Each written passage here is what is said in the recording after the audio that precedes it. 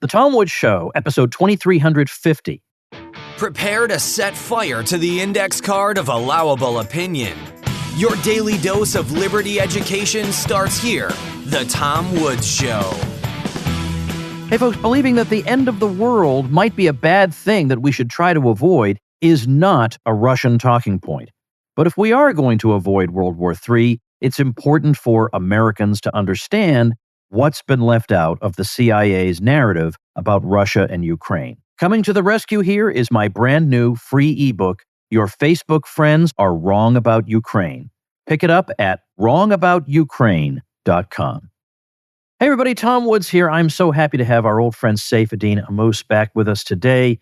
He is, of course, the author of the internationally renowned book, The Bitcoin Standard, as well as the follow-up, The Fiat Standard. We've talked about both those books. He's an independent scholar, but he's got credentials as long as my arm, and he's produced the fruit of 4 years of labor, which, as we know from reading his book, has nothing to do with how highly valued it is, and it's called Principles of Economics. And I am going to tell you, Saif, that there are a number of books that are kind of introductory works to get people knowledgeable about the Austrian School of Economics or about economics in general, but they're either too elementary or I don't know, they leave something to be desired. I am not saying this just because you're here. This is going to be the book I recommend to people from now on when they say, I want to know some economics or I want to understand the Austrian school. What are you people talking about? Without a doubt, no hesitation whatsoever, it's going to be your book. No hesitation whatsoever. This is an absolute masterpiece. And so my first comment to you is a comment only and not a question. Just congratulations. Wow, thank you so much, Tom. This means a lot coming from you. I spent a lot of time thinking about how people like you would like this book, and it's a huge relief to hear that you like it. Thank you so much. It means a lot. Well, it's written for the intelligent layman in a way that never talks down to him and is written at exactly the right level. So it's not a whole lot of jargon either that only economists would know. It's just the right level. It's perfect for what it seeks to be, which is a principles book. So let's dig in. Now, obviously, when you're talking about a book like this that is systematically presenting the field of economics, it's a little different to do a podcast interview about it. I don't really think it's possible or even desirable to try to reconstruct every building block of economics with you. Instead, what I've done is I just picked out some topics that I think are important or where you take, let's say, a controversial position, which is like every other page, but even a controversial position maybe within the Austrian school, and talk this through a little bit. But before we do that, let's start with, you say in the book that this is an unapologetically Austrian overview of economics. So if you have a 1-minute elevator pitch to give about Austrian economics, how would you describe its distinguishing features? I guess the most important thing is that it is not government propaganda. That's the most distinguishing feature. And then that leads to the fact that it approaches economic phenomena with the intent to understand them, whereas government propaganda economics approaches them from the perspective of, we need to answer questions for policymakers about how to manage the economy best. So this is not policy-oriented. It doesn't attack the questions of economics from a policy-oriented framework. You may arrive at policy conclusions, but it is a scholarly study of the phenomena of economics and the things that people decide and how people act. And of course, the primary way in which Austrians do that is that they look at human action. They look at how human beings act and how their actions cause economic phenomena to take different shape and what are the implications of these actions, which is the fundamental difference with mainstream economics, because mainstream economics posits all kinds of forces that can be measured through aggregate statistics, which they then conclude will result in helping us understand economics by analyzing how these aggregates are related to one another, which we can do in the same way that physicists look at physical metrics. So weight, mass, pressure, volume, speed. You look at all of those things and you can establish scientific relationships between them. And quack economics, as I like to call it, mainstream economics, attempts to just copy that into studying economic action. And of course, fails miserably because the building blocks of economics, the things that create economic phenomena, are humans acting and not atoms, not physical things that are responding predictably to stimuli. Human beings are far more complex than things because they have a will of their own and they have a mind of their own. And you can't model their action and their will and their reactions in the same way that you model physical characteristics. So, do you take a position on the issue of the proper method of economics? Because there is even some disagreement about this within the Austrian school itself. While writing the book, I tried to kind of avoid discussing methodology and academic debates too much. And I wanted to just get to the meat of the matter. I wanted to get to how do I explain the concept of capital? What is capital? Why is it important for somebody living in the world today to have a good understanding of capital and how it works? What are capital markets? What is economic calculation? All of these really important concepts that are in Austrian economics, they're quite difficult to explain simply. And for me, the motivation was, how do I get this idea across? And to do that, I've had 10 years of experience as a university professor communicating different ideas in economics. And I think getting into these debates about what is the correct methodology and how to approach it can be off-putting. In fact, one thing, I don't know if you noticed this, but I think in the entire book, I barely ever use the word praxeology. The book is praxeology. It follows praxeological method. But from my experience, I just always found that every time I use that word in class, the students just lose track of what I'm trying to communicate. Immediately, they get this idea that this sounds weird. Praxeology, what is he trying to sell us? Is this some kind of cult? Is he trying to get us to join something? It's just a word that's not intuitive. So the hard thing about writing sometimes is to try and simplify things. I think it was, I'm not sure if it's Oscar Wilde or Mark Twain, or one of these authors who once said, I would have written you a short little letter, but I didn't have time. It's difficult. Yeah, I heard that Plato said that. So I don't know where that came from, but whoever said it was onto something. Absolutely. It's easier to rant. Anybody can just hit their fingers on the keyboard and make thousands of words. It's very difficult to get your point across in a few words or in a few pages. So with all of those things, the motivation was to use the Austrian method, thinking about it through human action, trying to start with a framework that is praxeological in the sense that somebody does X, acts, and then what happens when they act in that way? What happens when Robinson Crusoe decides that he's not going to spend all of his time today catching rabbits? Instead, he's going to spend some time building a spear. Well, now he develops a spear, now he has a capital good. So I try not to get bogged down too much in the methodology and focus mostly on communicating these ideas. And to do that, I just went with the written word primarily. I think, like in Rothbard's Man, Economy and State, he does use quite a bit of mathematics and formulas and equations to try and express things. And I honestly found that to be a little bit tedious as well as kind of tangential, because it is, in a sense, he's trying to talk to the mainstream to try and get the mainstream to acknowledge him, which my motivation for writing this book was that after I wrote the Bitcoin Standard, I developed my own readership. I have people who like to read my work and I can write for them. I don't need to get the acceptance of academics. I don't need to care about whether academics like my book. In this regard, you've been an inspiration in this. You don't care about what academic journals say about your books. Nope. And that's extremely liberating because, yeah, you want to write for actual human beings and not for committees of academics. That's right. Let's go to a very specific topic in your book, because contained within it is so much important economics. And that's a topic that maybe people have heard a bunch of times, but I think there's more to be mined from it. And that is the debate between Julian Simon and Paul Ehrlich about commodities. Yeah. So can you set the stage there? Because you could understand why, now Paul Ehrlich has no excuse, but you could understand why an uneducated layman, let's say, or a layman whose specialty is in some other field, could have believed what Ehrlich said about various commodities growing scarcer and their prices in real terms going up, because you would think, well, sure, over time, their supplies will be depleted, and so this is a natural consequence of that. I could understand why the average person would think that, but can you just set the stage? What was that all about, and why was Ehrlich so wrong? Yeah, I think this is really a very important thing, and I think this is the one thing that I get from relatively non-Austrian economists. I don't think Julian Simon would have considered himself an Austrian. Would you agree? maybe a fellow traveler, but I don't see anything specifically Austrian about his work.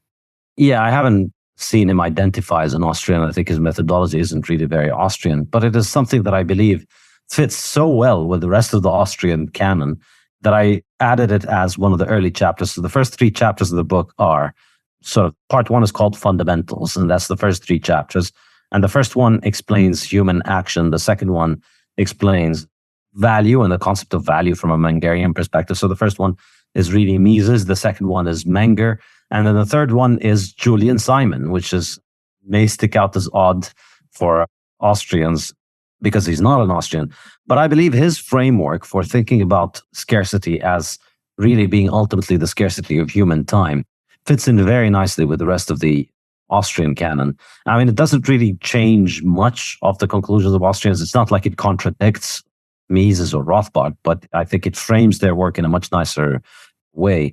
And the key idea here, which he explained in his book, The Ultimate Resource, is that we can make more of anything we want as long as we dedicate more time to it. Therefore, the meaningful constraint on how much we have of any single thing on Earth is just how much time we dedicate to it. And if we're willing to forego other things in exchange for more of this thing, we'll have more of it. So if you wanted more gold, gold is the scarcest thing in the crust of the Earth. But every year we find more gold than the last year. There's more gold being produced this year than last year, than the year before and the year before. I mean, sometimes maybe it drops a little bit, but overall the trend is constantly increasing. We're always finding more gold because we're always digging for more gold. We're always developing more advanced technology for producing more gold. And so if we were to have a gigantic increase in the demand for gold, then we can dedicate more resources. We can take resources away from other goods, from the production of other goods, and dedicate it toward the production of more gold, and we'd have more gold. And the same is true for pretty much everything. And this, of course, in the 1970s was completely ridiculous for somebody like him to say that. And of course, I'm sure he got laughed at all the universities where he was saying this stuff. Because in the 1970s, remember, there was inflation. And so the price of everything was going up. And so the ideas of we're running out of resources, these ideas were very, very popular at that time. So everybody thought, the price of everything is going up. Clearly, that can't have anything to do with our benevolent, all-knowing central planners who are printing increasing quantities of money and generating endless credit. Obviously, they know what they're doing. Clearly, the Earth has just run out of things. The reason the price of nickel and copper and all of those things gone up at the same time, somehow you're supposed to believe that all of these things suddenly became more expensive because they all became more scarce, not because the money which you're measuring the price of those things has gone up. And of course, this is now becoming harder and harder for people to argue this, because if you look at the price, here we are 50 years later, if you look at the price of commodities denominated in gold, then they haven't really been getting more expensive. If we'd stayed on a gold standard, things are still relatively stable. And in fact, if you measure them against human time, if we had a form of money that was even more scarce than gold, and of course with gold, there's a problem that it is manipulated and central banks control the stock of it, so it's not exactly all that good of a measure. Arguably, if we had a better form of money that wasn't manipulated by central banks, then we'd have prices of everything drop. And in fact, if you measure them in terms of human time, which is what Julian Simon suggests, if you look at how many hours you need to work to obtain a particular good, you see that over time, the prices of all those things continue to drop. 40 years ago, the average worker had to work for, say, this many hours to obtain a bushel of corn. Today, he needs to work a quarter of that time, perhaps, to obtain the same bushel of corn. Even though, of course, the price of the bushel of corn has gone up maybe 10x in those 40 years, but it is still, in terms of human time, it is still becoming more and more abundant. And this is true for everything, for all commodities. And I show data from Gail Pooley and Marianne Tupy. They wrote a book called Superabundance. And in that book, they show how over the last 40 years, and specifically 1980 to 2020, basically, they take 50 of the most common commodities, and they show that they're practically a quarter as expensive as they were 40 years ago in terms of human time. So the reason for that is that, as I mentioned earlier, we can just make more of all of those things if we just dedicate human time. So the really limiting factor, the real scarcity here is human time. And if we had an infinite amount of humans to dedicate toward producing more and more goods. We just keep making more and more because the limits of the earth are so far beyond what we can even measure, let alone extract, that it is not in any meaningful sense a limit. It's like thinking of you're drinking water from a river. You don't worry about the river running out from you drinking water because you could drink for all the rest of your life and you wouldn't even make any perceptible difference to the quantity of water in the river. So what matters ultimately is the scarcity of our human time. And thinking about economizing our human time is what ultimately matters the most. And that's, I think, a good way of framing all of the rest of the book, because essentially the way that I thought of presenting this was to begin with looking at the method of human action, economic value, and then the scarcity of time and the economizing of time. And then with that framework, move on to the second part of the book, which is economy, or how humans economize. And that's all about the actions that humans take to increase the quantity and the quality of the time that they have on Earth. That's what economics is. Because ultimately, yes, you're economizing resources, but why are you doing that? Why do you care about economizing the resources that you have? It's ultimately to increase the quality of time that you have, provide yourself with subjectively valuable things, and to increase the quantity of time, to increase your livelihood, to avoid early death, to try and live as long as you can. And so with that framework, we can then move on to what are the things that humans use to economize. And that's part 2 of the book. So the first chapter of that, chapter 4, discusses labor. That's the basic thing that we do. We work, and so we can make our lives better. Then property. We start taking property. So I explain the concept of property. And then one specific form of property, which is my favorite kind of property, capital. That's chapter 6.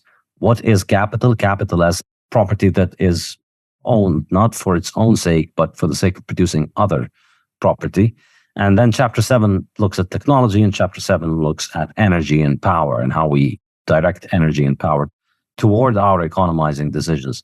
So this I find to be a useful framework to begin to introduce economizing. And then these are what I call the individual economic acts. These are things that you can do on your own if you're on an island.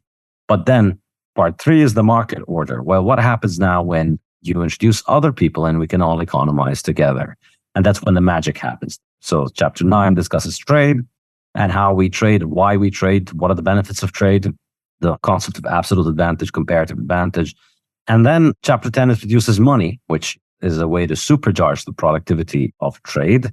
And then chapter 11 introduces markets, the concept of markets and how markets function. And then chapter 12, the last chapter in this section, is about capitalism and introduces the concept of economic calculation, Mises' definition of capitalism. So I think that's a good way to build up the ideas of economics and introduce them one by one by framing it around that idea of economizing time. Let's take a minute to thank our sponsor, Blinkist. Here is the quickest way to become the most impressive person in the room. Blinkist is an app that summarizes the key points in thousands and thousands of important nonfiction titles, and you can absorb them in just 15 minutes per book. So let's face it, a lot of books have fluff in them, and they're a waste of your time. But they're not entirely a waste of your time because you really do want to get those nuggets. But what if you could get just the nuggets and then move on to another book, and then another book, and another book? Think of how impressive you'd be, how much you could broaden your horizons, how much knowledge you could acquire, information you could absorb in a short period of time. That's what Blinkist is all about. They have libertarian content on Blinkist with titles by Milton Friedman, Murray Rothbard, and yes, even Tom Woods. I work from home, so I don't have a commute, but I do drive my kids around all over the place, and this gives me a great opportunity to learn something while I'm out and about. Right now, Blinkist has a special offer just for our audience. Go to Blinkist.com/woods to start your 7-day free trial and get 25% off a Blinkist premium membership. That's Blinkist, spelled Blinkist, Blinkist.com/woods to get 25% off and a 7-day free trial. Blinkist.com/woods. And now for a limited time, you can even use Blinkist Connect to share your premium account. You get 2 premium subscriptions for the price of 1. Well, I thought it was interesting that the Julian Simon and Paul Ehrlich thing was in the section on time, which is now that you've explained it, and of course you explain it in the book, it makes sense, but it's not where maybe the average reader would have expected it to be. And by the way, the Ehrlich side of that tried to claim that it was just bad luck, that it was just the years that were chosen, and that them's the breaks. Maybe sometimes there is a fluky time when the prices go down, but they compared Simon's optimism that this was the natural order of things to somebody who jumps off a cliff in the confidence that somebody will develop a parachute while he's in the air. No, that's ridiculous. I just realized now that I kind of avoided answering your question, which was about specifically the bet. So in the 1970s, there were all kinds of, I'd like to use the word hysterics because it's a word that's growing in relevance and importance in our modern world. But back then in the 70s, the hysteria was that we're all going to run out of all the important things that we need. And so people like Paul Ehrlich were going on TV and publishing books and talking about how we only have 3 more years of nickel left and 7 more years of oil and 8 more years of fresh water or whatever. And that was basically considered just the end of the road for capitalism and human civilization. We milked the earth dry, and anytime now, it's going to stop giving us its bounty, and then we're all going to starve and die, or at least we're going to have to massively depopulate the earth, which is the kind of common theme. A lot of this Malthusian insane people. And so Simon just went and said, I'll bet you that you pick any 5 commodities and we pick, I think it was 5 years or was it 10 years? I forget, but the details are in the book. And so Simon said to Ehrlich, pick any 5 commodities, pick any over a time frame of 5 or 10 years. And I bet you the price of those commodities is going to be lower at the end of that period than it is at the beginning of that period. And indeed, that is exactly what happened. The 5 commodities that Ehrlich himself picked, which he thought would be the best choice for proving that we're running out of stuff, those commodities became cheaper at the time period in which Ehrlich said they would run out completely. So not only did we not run out, as the Malthusians would have expected, we had more of them. And the reason is, of course, because once we get more demand for those things, once demand increases, more people become rich enough to command more of those goods. More people want iron and nickel and copper and all of these goods for their electronics and their industrial applications and all kinds of different uses. Well, that just generates more demand, and more demand generates more economic incentive for people who produce those things to make more and more of them. And so people who produce those things will indeed make more of them and bring more of them onto the market. And while investing in doing that, they invest in capital production. So they make more and more capital. And that capital leads to the decline in the cost of those things. So once we build more machines, initially the machines are expensive, but eventually their cost is paid off. And then we benefit from the fact that those machines give us cheaper and cheaper output of all the goods that we want. And so I think it was a comprehensive victory for Simon. And I think if you run this in the long run, the only way that you could run this bet in a way that Simon would lose it would be if you essentially massively understate the inflation that's taking place. And so that if you use bogus CPI statistics for inflation, then it might appear over a certain period of time, probably say 2003 to 2008, yeah, commodities went up. But commodities went up if you're comparing them to CPI, which is a bogus metric meant to make people think that there is no inflation. But then what happened in 2009 and 2010, and then what happened in 2020, the prices of all these commodities crashed back down. So, of course, the notion that we're running out of any of these things is ridiculous. What we're really suffering from is inflation. That's the real issue. I want to bring up another quick thing, and then we'll postpone the rest of the conversation to another episode. But you take a position that's a little bit controversial, even among Austrians, but I'm not sure how fully Austrian the Austrians involved are. But that has to do with, in your discussion of labor, the question of whether involuntary unemployment is possible on the free market. And you say no. And I remember there was a public debate about this. I mean, it was just kind of a back and forth blog style debate where one side was saying, look, Mises says this clearly, that if you understand the terms correctly, there is no such thing as on a purely free market involuntary unemployment. And the other person, I won't name his name because I'm too nice of a person. The other person said, Mises never said that. So the first debater produced the passage, said, here you go, here's Mises saying it. And then the other person shifted the goalpost and said, oh, now you're going to believe something just because somebody says it? Well, the point was you were denying that he said it, so therefore I produced the passage. I mean, it was just dumb. But what do you actually mean by that? And what would be the difference between unemployment on a free market and unemployment under statism? The two main ways in which unemployment is created are monetary policy and minimum wage laws. Those two things are what produce unemployment realistically, because in the absence of those two things, we live in a world in which prices are constantly declining. So everything becomes more and more affordable over time, and in which everybody has the freedom to work when they want to or when they don't want to. And so in that world, it makes no sense to talk about unemployment as if it is this massive problem. What we have is people who just don't want to work. And that's a perfectly normal and healthy thing. Nobody works all of their life, every day, every hour. People need to sleep, need to eat, to have a family, need to perhaps even have some leisure if they're lucky enough. And there are times in people's lives when it doesn't make sense to work. You want to take a break, you want to focus on something else, you want to retire, you want to stay at home, take care of the kids. These things are common. And so it's just a simple market decision. And, choosing to sell your labor is no different than choosing to buy apples or sell apples. It's just another economic good. And so on a free market, maybe these are the prices that are being offered for me to work at this point. This is the skill set that I have. This is what people want to pay for me. Well, if at that price I don't want to work, well, this is not involuntary unemployment. I just don't want to work at this price. I don't have a right to force people to pay me what I think I am worth.